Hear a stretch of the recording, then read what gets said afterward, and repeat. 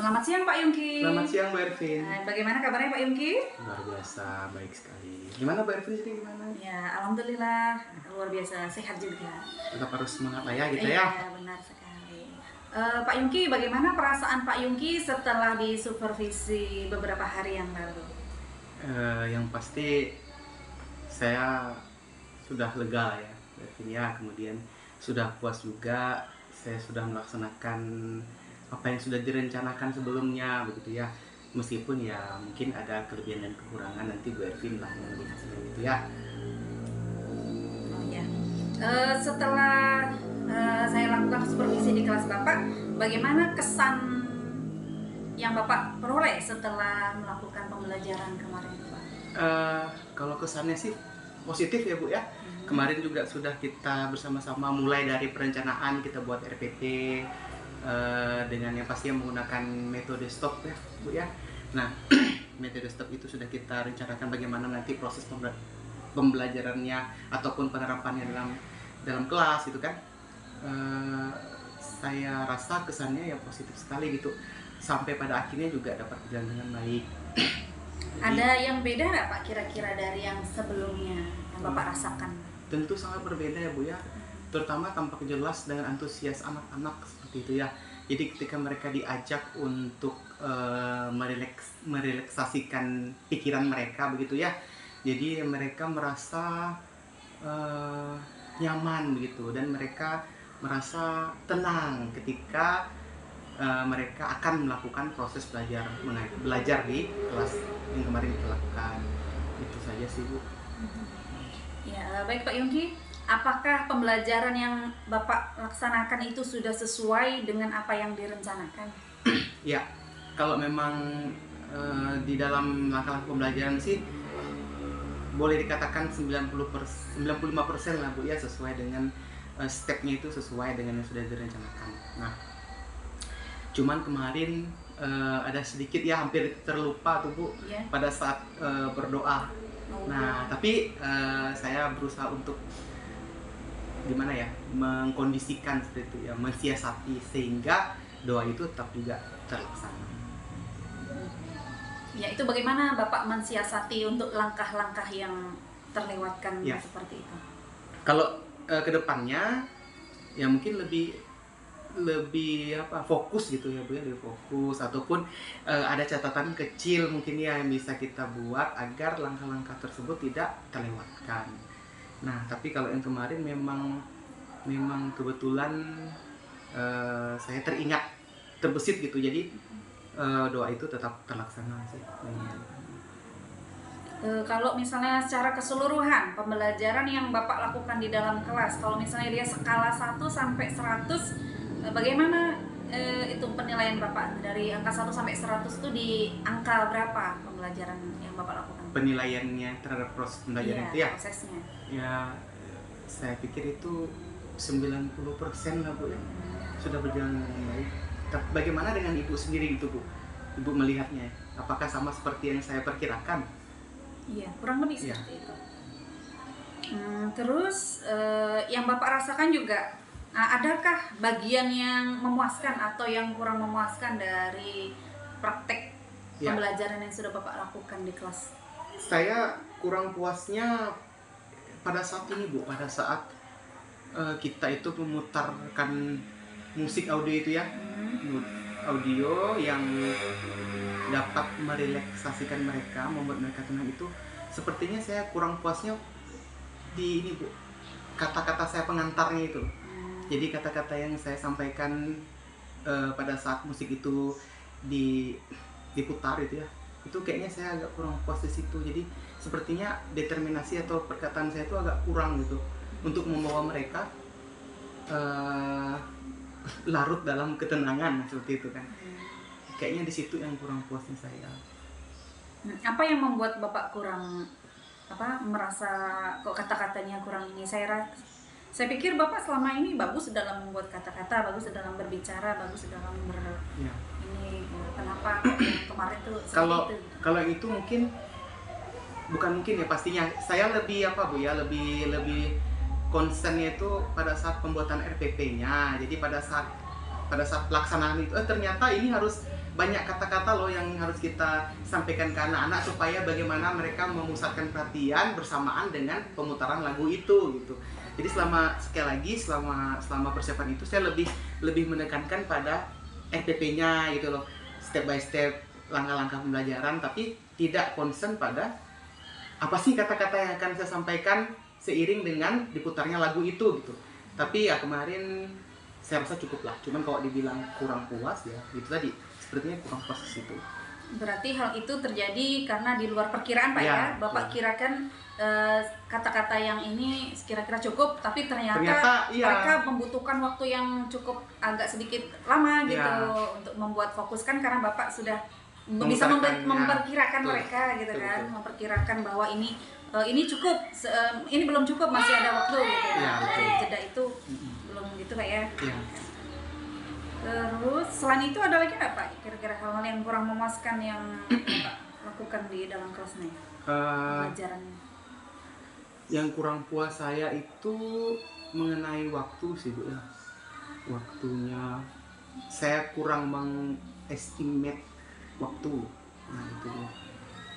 Jadi pada saat tanya jawab itu kan kemarin kan pada saat presentasi, anak juga sebenarnya kan banyak anak yang ingin bertanya pada saat itu, cuman karena waktu maka itu kita batasi, sehingga sepertinya kemampuan anak itu tidak tergali secara maksimal gitu karena dibatasi oleh waktu tadi. Begitu juga nanti mungkin dengan hambatan, bisa masuk dalam hambatan. Tapi kalau ditanya kurang atau puas atau tidak, itu termasuk hal-hal yang membuat saya kurang puas, cenderung pada pembatasan anak-anak untuk bertanya pada saat presentasi seperti itu.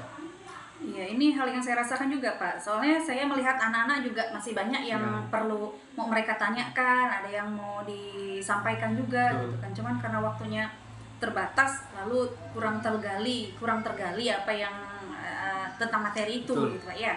Nah, itu bagaimana nanti untuk kedepannya cara Bapak menyiasatinya gitu? Karena kita lihat anak-anak kan antusias dan ini menyangkut salah satu pembelajaran berdiferensiasi Pak, bagian produknya. Nah, itu bagaimana? Nanti langkah antisipasi yang saya lakukan ya tentunya lebih concern pada alokasi waktu ya Bu ya. Mungkin pada pendahuluan, kemudian kegiatan inti itu mungkin waktunya lebih dipersingkat gitu kan. Maksud saya bukan di kegiatan inti, di pendahuluannya yang terutama ya, mungkin waktu lebih dipersingkat.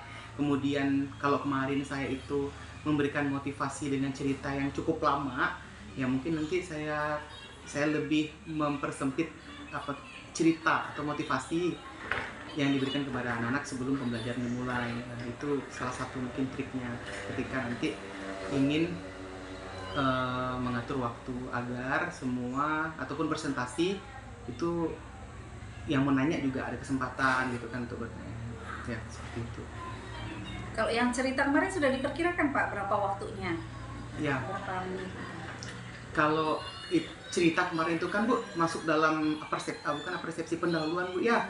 Kegiatan pendahuluan situ kalau nggak salah berapa menit? Itu 15 menit mungkin. Nah nanti mungkin saya buat tidak 15 menit, mungkin 10 menit ataupun 8 menit gitu kan. Mungkin saya bisa cari ilustrasi yang singkat gitu kan, tapi mengena dan sesuai dengan materi yang akan disampaikan. Jadi seperti itu. Jadi seperti itu rencana kedepannya Pak ya. Ya. Terus untuk kendalanya, adakah kendala atau hambatan selama pembelajaran kemarin Pak? Kalau kendala yang terlalu parah, saya pikir tidak ada Bu ya. Hanya saja itu tadi waktunya saja kemudian pengaturan anak-anak untuk pembagian kelompok. Nah itu kemudian posisi duduk anak-anak itu juga memakan waktu tentunya tuh kemarin. Nah itu yang menyebabkan kenapa anak-anak tadi saya kurang puas juga itu kan. Kalau untuk dari segi alat atau media itu kemarin sudah baik menurut saya, sudah berjalan lancar juga, sinyal juga oke kemarin, lancar, tidak ada kendala. Cuman hambatannya itu tadi waktu, karena ada beberapa kegiatan yang di luar dugaan gitu kan waktunya. Contohnya tadi saya sampaikan, anak-anak ketika mengatur posisi harusnya untuk ke depan memang harusnya sudah setting kan Bu kan, sudah setting duduknya bagaimana. Jadi ketika anak-anak mau presentasi atau kerja kelompok itu tidak lagi menentukan kemana posisi duduk mereka gitu ya, sudah ditentukan memang gitu posisi duduk yang baik agar presentasi juga dapat berjalan dengan nampak elok lah, pas seperti itu. Ya. Berarti untuk kedepannya posisi duduk yang memakan waktu, yang menyusun posisi duduk itu lumayan memakan waktu banyak Dan Pak, ya? kebagian kelompoknya Bu, Ya, kebagian kelompok. Nah bisa saja nanti untuk kelompok maksudnya untuk pembelajaran selanjutnya bisa saja kelompok itu saya sudah setting terlebih dahulu, sudah setting. Jadi pada saat kegiatan berlangsung, anak-anak sudah kita sampaikan, oh kelompok 1 ini namanya, tidak lagi membagi kelompok pada saat pembelajaran berlangsung. Bisa jadi seperti itu. Kalau untuk selama ini, apakah pembelajaran Bapak pernah dalam kelompok-kelompok juga gitu? Ya, kalau selama ini ya sering Bu dalam kelompok. Terkadang anak saya biasakan, oh pakai kelompok yang kemarin, saya kembali ke anak, mau pakai kelompok yang kemarin boleh Pak, tapi terkadang saya juga mikir kalau kelompok itu saja itu kan bosan juga ya Bu ya. Terkadang saya rombak lagi seperti itu kan. Nah biasanya kalau untuk kuis, kalau metode kuis yang saya lakukan itu Bu, saya mengelompokkan anak itu berdasarkan perankingan Bu. Nah, misalkan kalau 10 besar nih ya, nah saya tempatkan kelompok 1 itu juara 1. Kalau misalnya 5 kelompok, juara 1 dan juara 10, juara 2 dan 9, juara 3 dan 8, ya kan? Juara 4 dan 7, 5 dan 6, biasa begitu. Dan yang lain itu menyesuaikan. Yang penting paling tidak ada setiap kelompok itu ada anak yang ya kita anggap mampu dari segi akademik. Nah, jadi ada pemerataan atau keseimbangan tiap kelompoknya, biasa seperti itu. Tapi kemarin itu memang agak sedikit ini Bu ya, agak sedikit menjadi hambatan ketika kita memilih kelompok seperti itu. Jadi memakan waktu. Saya rasa begitu. Tentunya kalau kita dalam membuat mengelompokkan anak ke dalam kelompok-kelompok agar mereka tidak bosan, itu kan tadi Bapak rombak-rombak tadi kan Pak ya. Betul. Nah, Bapak punya trik tersendiri nggak yang sekira-kiranya bisa merombak posisi atau grup-grup mereka tanpa memakan waktu yang cukup banyak gitu? Itu tadi Bu, saya sudah menentukan terlebih dahulu gitu kan, yang tadi disebutkan dengan menempatkan anak yang mendapatkan ranking tadi, ataupun ya kalau seandainya saya bentuk kelompok di situ kayak kemarin ya, saya lihat juga nih Bu orang-orangnya gitu kan. Nah bahkan kita bisa lihat juga dari ininya apa namanya, di mana tempat tinggal mereka. Jadi seandainya waktu tidak cukup seperti kemarin itu kan, bisa mereka mengerjakan di rumah, tentunya tidak berjauhan. Nah, seperti itu.